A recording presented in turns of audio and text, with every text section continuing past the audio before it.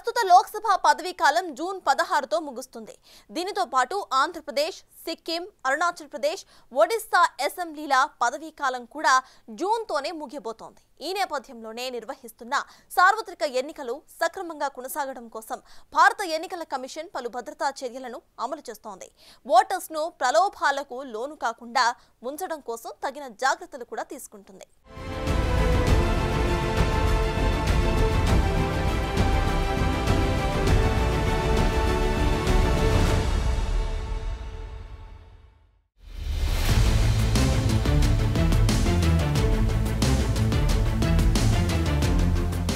ఇక టెక్నాలజీని ఉపయోగించుకుంటూ ఎన్నికల ప్రక్రియలో పాల్గొనే అన్ని వర్గాలకు సేవలను అందించడం కోసం 27 యాప్లు, పోర్టళ్లను భారత ఎన్నికల సంఘం అందుబాటులో ఉంచింది. వీటిలో సి-విజిల్ అనేది మోడల్ కోడ్ ఆఫ్ కండక్ట్ ఉల్లంఘనలను వేగంగా రిపోర్ట్ చేయడానికి పౌరులకు అధికారమిచ్చే సాధనంగా నిలుస్తోంది. అలాగే పోలింగ్ బూత్ కు 100 మీటర్ల లోపల హామీనిచ్చే చర్యను ఇది నిర్ధారిస్తుంది.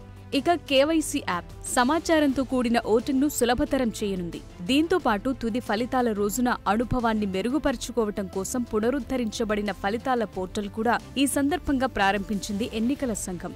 ఇది ఎన్నికల్లో పాలు పంచుకునే వారందరికీ సమగ్రమైన సంబంధిత సమాచారాన్ని అందిస్తుంది.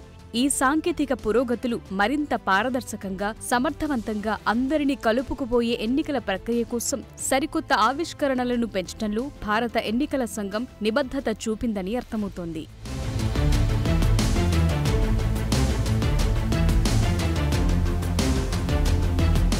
ఇక స్వేచ్ఛగా, నిష్పక్షపాతంగా ఎన్నికలు నిర్వహించడం అనేది 4 ఎంల ద్వారా 4 భయంకరమైన సవాళ్లను అధిగమించవలసి ఉందని ఎలక్షన్ కమిషన్ ప్రత్యేకంగా వెల్లడించింది.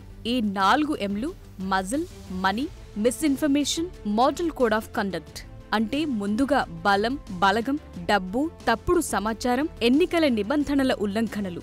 వీటి విషయంలో ఓటర్లు చాలా జాగ్రత్తగా వ్యవహరించాలని ఎన్నికల సంఘం సూచిస్తోంది. ఈ విజ్ఞప్తుల్లో భాగంగా ఎవరైనా తమ బలాన్ని చూపించి ఓటర్లను బెదిరించాలని చూస్తే డీఎంలు, ఎస్పీలకు కఠినమైన సూచనలు ఇవ్వబడినట్లు కమిషన్ వెల్లడించింది. అలాగే సీఏపీఎఫ్ విస్తరణకు జిల్లా కంట్రోల్ రూమ్లు కూడా అందుబాటులో ఉంచింది. చెక్పోస్టులు, డ్రోన్లు నిఘాను పెంచుతున్నాయి.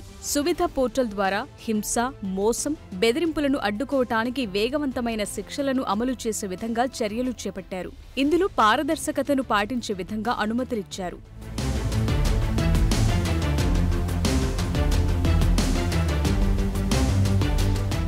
మొత్తం 543 లోక్సభ సీట్లలో 412 జనరల్ అభ్యర్థులకు, 84 షెడ్యూల్డ్ కులాల ప్రతినిధులకు, 47 షెడ్యూల్డ్ తెగ ప్రతినిధులకు రిజర్వ్ చేయబడ్డాయి. సాధారణంగా ఎన్నికల్లో నిలబడే అభ్యర్థుల ఆర్థిక స్థితి ప్రత్యేకంగా చెప్పనవసరం లేదు.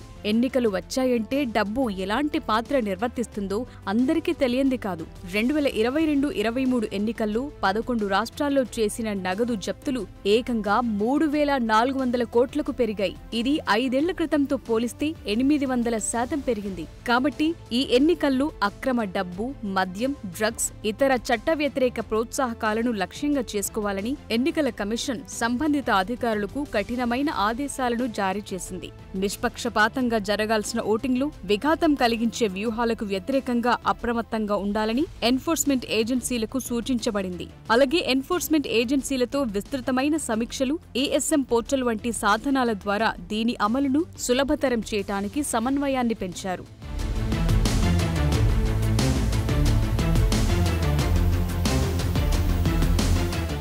మరోవైపు ఓటర్లను తప్పుదారి పట్టించడం కోసం తప్పుడు సమాచారాన్ని ప్రచారం చేసే వ్యక్తులు, వ్యవస్థలపై ప్రత్యేక దృష్టి పెట్టాలని ఎన్నికల కమిషన్ నిర్ణయించుకుంది. ముఖ్యంగా సామాజిక మాధ్యమాల్లో చురుగ్గా ఉండే వ్యక్తులకు ఖచ్చితమైన సూచనలు ఇచ్చింది. ఏదైనా సమాచారం విస్తరించే ముందు ధృవీకరించుకోవాలని కోరింది. తప్పుడు సమాచారాన్ని నిరోధించడానికి, ఖచ్చితమైన సమాచారాన్ని ప్రోత్సహించడానికి విశ్వసనీయ వనరులపై ఆధారపడాలని ప్రజలను కోరింది. తప్పుడు కథనాలను తొలగించడానికి వేగవంతమైన చర్యలతో ఎన్నికల సమగ్రతను కాపాడుకోవటానికి విజిలెన్స్ విభాగం కీలకంగా మారనుందని కమిషన్ సూచించింది. తప్పుడు సమాచారాన్ని సృష్టించేవారు ప్రస్తుత చట్టాల ప్రకారం తీవ్రమైన పరిణామాలను ఎదుర్కోవాల్సి ఉంటుందని ఎన్నికల కమిషన్ ఇప్పటికే హెచ్చరించింది.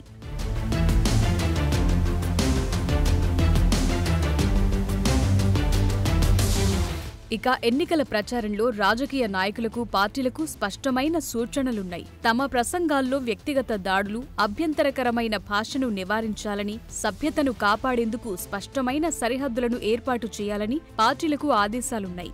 ఎన్నికల ప్రక్రియ పవిత్రతను నిలబెట్టడానికి, అధిక పోటీని నివారించటం, హుందాతనాన్ని కొనసాగించటం అవసరమని పార్టీ నేతలకు కమిషన్ విజ్ఞప్తి చేసింది.